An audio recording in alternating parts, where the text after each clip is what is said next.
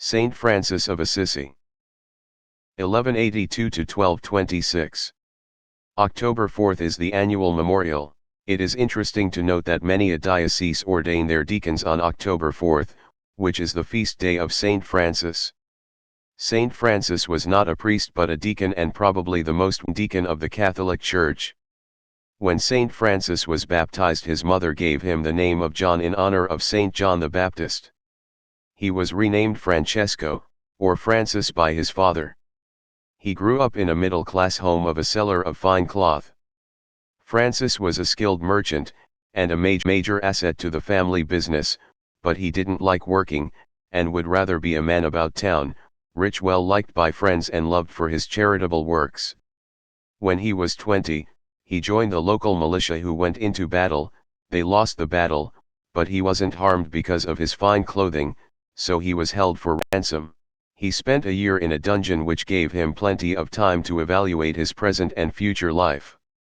The ransom was paid, and he was released, and he returned to Assisi. While in battle for the Papal States ended quickly when he heard a voice telling him, "Follow the master rather than man." He sold all that he had and returned home and began spending long hours in prayer. He met a leper at the edge of Assisi. Initially he was afraid to have any contact with the leper, but out of the feelings of humility and charity he gave the man some money and kissed the man's decomposing hand. This encounter began his visits to lepers' homes and hospitals. He also heard a voice telling him, "Francis, go and repair my church, which as you can see is in ruins." He sold a lot of cloth, and his father's horse at a neighboring town, and donated the proceeds to a priest at the church of San Damiano in Assisi. His father was furious. In essence, he had stolen from his father, and the family business, to give the money to a broken-down church of San Damiano. His father had Francis put in prison and demands the return of the money from the bishop. The bishop agrees with Francis' father and Francis returns the money.